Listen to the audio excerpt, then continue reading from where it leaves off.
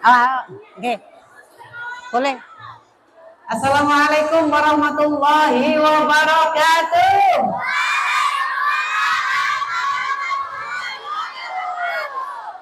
Godong salam, godong apokat.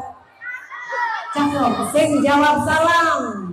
Semoga selalu menjadi anak yang hebat. Bismillahirrahmanirrahim. Yaqulu fil Qur'an, alhamdulillahilladzi faddala bani Adam bil ilmi wal amali ala jami'il alam. Wassalatu wassalamu ala sayyidina Muhammadin sayyidil arabi wal ajam wa ala alihi wa ashabihi ya nabi'il ulum wal hikam. Yang terhormat Ketua Majelis Pengasuh Pondok Pesantren Fahul Ulum Kabupaten Jombang, Bapak Dr. Kiai Haji Muhammad Hasib Muhafazullah beserta seluruh jajarannya. Yang terhormat Ketua Umum Yayasan Pondok Pesantren Fahul Ulum Kabupaten Jombang, Bapak Kiai Haji Abdul Rozak, alhamdulillah beserta seluruh jajarannya. Yang kami hormati Kepala MTSN 3 Jombang, Bapak Dr. Haji Muhammad Mazrul MPDI beserta seluruh jajaran pimpinan wakil kepala madrasah yang saya hormati juga segenap pembina OSIS, Bapak Ibu guru dan siswi-siswi cantik solihah dari MTSN 3 Jombang yang luar biasa semangatnya. Alhamdulillah, saya mau membaca syair terlebih dahulu. Ini bukan pantun ya. Daun-daun takkan jatuh jika tak ada yang menggerakkan. Angin pun takkan berhembus jika tak ada yang menggerakkan. Bahkan hujan pun tak akan turun ketika tak ada yang menggerakkan. Dan pertemuan hari ini pun takkan terjadi jika tak ada yang menggerakkan hati dan langkah kita. Oleh karenanya bersama-sama marilah kita ucapkan Alhamdulillahirabbil alamin. Atas perkenan dan ridhonya semata di hari yang membahagiakan ini kita bisa berjumpa dalam rangka kegiatan pembinaan karakter bagi peserta didik MTSN 3 Jombang dengan tema penguatan akhlakul karimah dan pemahaman moderasi beragama. Semoga pertemuan ini diberkahi dan perpisahan nanti dirahmati. Allahumma amin. Allahumma sholli ala sayyidina Muhammad. Salawat serta salam semoga senantiasa tercurah limpahkan kepada junjungan alam Nabiullah Muhammad sallallahu alaihi wasallam. Nabi yang ajarannya mengasihi bukan mencaci. Nabi yang ajarannya merangkul bukan memukul. Nabi yang ajarannya selalu memahami bukan membenci. Dengan adilul Islam. Terima kasih saya ucapkan juga kepada seluruh panitia yang telah menghadirkan saya di sini. Dan terima kasih buat anak-anakku semuanya, masya Allah luar biasa. Saya berdiri di sini karena pertama nggak dikasih kursi, makanya ada dakwah. Saya juga senang berdiri. Saya dihadirkan di sini untuk memberikan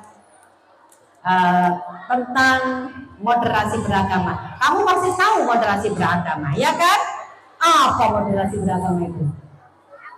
Dulu kelas 7 diajari sudah ada materi tentang moderasi beragama. Moderasi beragama itu kan dari bahasa Latin moderat, yang artinya tidak kelebihan, tidak kekurangan, pas, tidak berlebihan.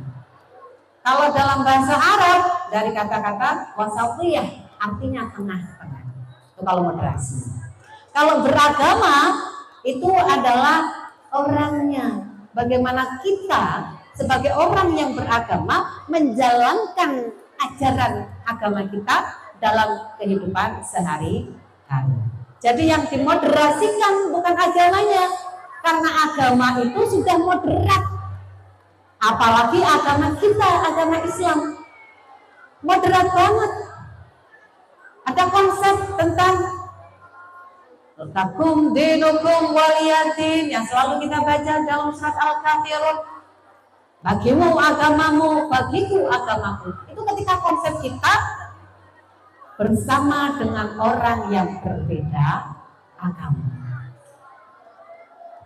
Lah kan dokter ini kan ya kok Islami. Di pondok semuanya sama-sama beragama Islam. Apa masih perlu moderasi agama beragama itu disampaikan? Masih pentingkah moderasi beragama itu diberikan? Masih nak. Kenapa? Karena Al-Quran juga sudah menyebutkan Bismillahirrahmanirrahim, lana a'maluna walakum a'malukum. Bagi kami amalan kami, bagi kalian amalan kalian. Sempodo Islamillah itu juga ada yang berbeda. Sampeyan sepondok ketika sholat jamaah gerakannya sama, tapi ada beberapa yang tidak sama. Contoh ketika takbiratul ihram misalnya. Takbiratul ihram sama biasanya gimana? Tangannya disedekapkan ke mana? Allahu Akbar. Ada yang di dada, ada yang di atas pusar, ada yang di bawah pusar. Betul? Coba perhatikan, modelnya macam-macam. Taruh tembriki mawon nanti saya. Siapa yang modelnya begini? Ada yang modelnya gini pas di atas pusar, ada yang agak ke bawah. Ada yang modelnya begini, ya kan? Modelnya macam-macam. Ada yang begini, turun di bawah, berada di atas pusat. Ada yang di bawah pusat, ada yang agak melengos ke sini, agak geser. Ada yang tidak disedekapkan lurus. Ada, boleh nak, semuanya ada imamnya. Nah, ketika kita diberitahu tentang moderasi beragama, bagaimana cara kita untuk saling menghargai, bagaimana cara kita untuk saling menghormati, maka artinya kita tidak boleh saling menyalahkan. Itu salah. Ya kok ngono sih? Tangannya kondok kuno, tangannya kondok ini, tangannya kondok risor pusat. Padahal semuanya benar karena ada imamnya. Nabi Muhammad pernah melakukan itu. Tertulis dalam hadis. Hadis itu kan segala ucapan, perbuatan, dan juga ketetapan Rasulullah yang ditulis para sahabat itu kan menjadi hadis yang sampai kepada kita. Pada saat sholat subuh, kalau di sini di Pondok Baru Ulum semuanya rata, pasti ketika sholat subuh pakai kunut, betul? Betul. Kalau lupa nggak pakai kunut, maka sujud sahwi. Tapi ketika kamu di luar sana, nak, ketika nanti kamu kuliah akan bertemu dengan banyak orang-orang dengan aliran atau madhab yang berbeda, sama akan ketemu dengan orang yang ketika sholat subuh ternyata nggak pakai kunut. Boleh, karena ada imamnya. Tetapi ketika kita sudah meyakini bahwa sholat subuh itu pakai kunut, maka kerjakan itu tanpa harus menyalahkan yang sholat subuh tidak pakai kunut. Jadi bagaimana cara kita beragama itu tidak berlebihan. Pilihanku loh, saya paling benar sholat subuh kudu pakai kunut. Tidak. Karena kita hidup di tengah-tengah masyarakat Indonesia yang berbeda-beda. Beda apa saja? Beda suku, beda bahasa, beda apa? Agamanya beda, adatnya beda, rasnya juga beda. Maka kita harus saling menghormati, saling menghargai. Jadi tetap meskipun kita dalam pesantren, kita dalam madrasah yang punyanya Islam, madrasah ya, maka moderasi beragama tetap harus disampaikan. Kenapa? Agar kita tidak mudah menyalahkan orang lain. Nah, orang biasa nyalano, itu berarti ngocone kurang akeh. Nggih. Jadi coba nanti kalau di rumah liburan, sesekali internet dimanfaatkan untuk ilmu pengetahuan. Cari ketika takbiratul ihram, tangan disedekapkan di atas dada. Menurut imam siapa tanya, nanti kan akan muncul referensinya. Kalau di bawah pusar itu menurut imam siapa, nanti akan muncul referensinya. Ini bisa dinaikkan. Nah ini jadi moderasi beragama itu cara pandang kita sebagai orang yang beragama agar tidak berlebihan, tidak sok merasa benar. Itu kalau sesama yang sama-sama Islamnya. Kalau beda agama gimana? Namanya moderasi beragama, kita toleransi. Itu bukan berarti kita membenarkan agama mereka, tidak. Tapi kita tidak juga terus menyalahkan, mundak, garai, geger. Jadi tetap kita sebagai orang Islam tetap harus meyakini bahwa agama kita agama yang paling benar. Tapi tetap tidak usah ngomong menyalahkan agama orang lain. Namanya moderasi beragama, namanya toleransi. Itu adalah kita bukan terus membenarkan agama mereka, tetapi kita lebih pada membiarkan mereka yang berbeda dengan kita untuk menjalankan agamanya sesuai dengan kepercayaan dan keyakinannya masing-masing. Apakah moderasi beragama itu urusannya di agama tok, Bu? Apakah harus berurusan dengan madhab tok, Bu? Ya tidak itu saja. Dalam kelas, satu kelas, ketika ada pemilihan ketua kelas, ketika ada pemilihan ketua OSIS, gak usah deh kontok-kontokan. Lali yo, milih Rani. Apa Rani? Rani itu yo, hari itu toko Surabaya. Hari itu Pinter hari ini. Oh, si Sita itu, sejenis Sita enggak? Kayaknya. Boleh jenis enggak? Tukinem lah. Apa? Ojo milih tukinem itu gini. Jangan terlalu berlebihan. Jadi ketika kita membahas moderasi beragama, itu kita loh, cara pandang kita sebagai orang yang beragama untuk tidak selalu menganggap kita yang paling, mereka yang paling jelek, mereka yang paling salah juga. Tapi kita menghargai segala perbedaan di antara kita, gitu. Jadi nggak boleh ekstrim. Ekstrim itu yang biasa. Ekstrim itu kan ada dua, ada ekstrim kanan, ada ekstrim kiri. Kalau ekstrim kanan itu contohnya tidak toleran dengan agama orang lain, pokoknya nganggep wae dhewe ku sing paling bener, sing iku salah.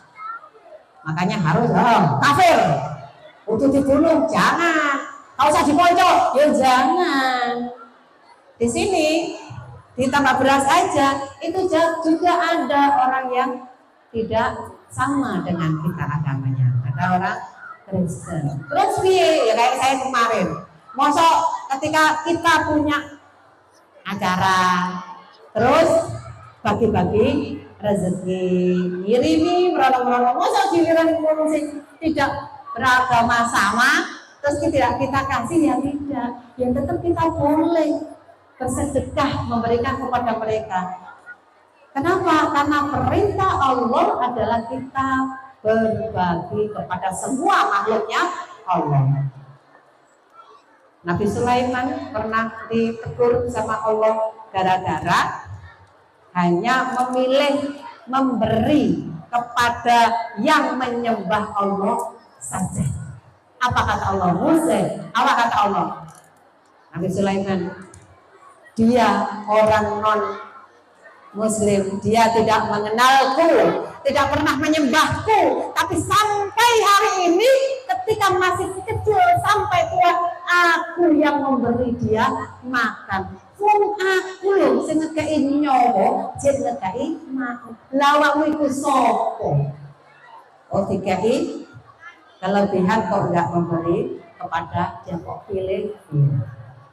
Sama juga sering dengar cerita Nabi Muhammad kan, yang menyuapi orang kafir buta di pasar, masih ingat ceritanya?